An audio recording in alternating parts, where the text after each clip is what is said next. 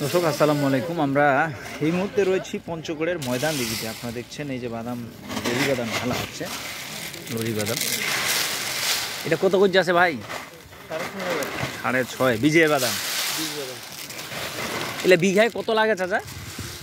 কত লাগে মানে 1 বিঘাতে কতটুক বাদাম হইলে বীজ লাগে? কতগুলো বীজ কতটুক লাগে? ছোট বিঘা 20 কেজি, বড় বিঘা 32 কেজি। 32 কেজি থেকে 20 কেজি। আচ্ছা, 50 শতকের বিঘা 32 কেজি।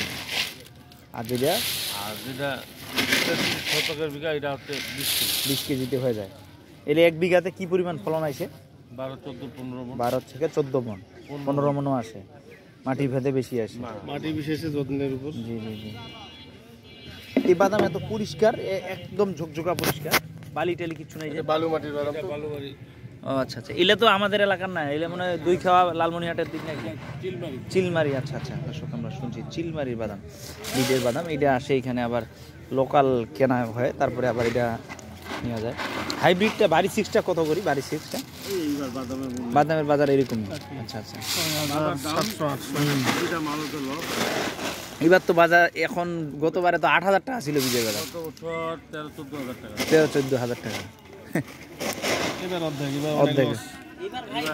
যারা এবার স্টক করছে ওরাও তো তাহলে লস খাইছে। এবার শুধু না, যার কাছে যেটা মাল আছে প্রতিটা মালে 1,500 টাকা মনে লস, মনে লস। এখন নতুন করে আবার কৃষকরা লাগাইতেছে, পরে কি হয়? আমাদের 7,200 টাকা বাদামটা কম, 7,200 চাষ কম লাগাইতেছে। দর্শক, বাদামের হাট কিন্তু সকাল সকাল শেষ হয়ে যায়, এখনো বাদাম ধরে আছে।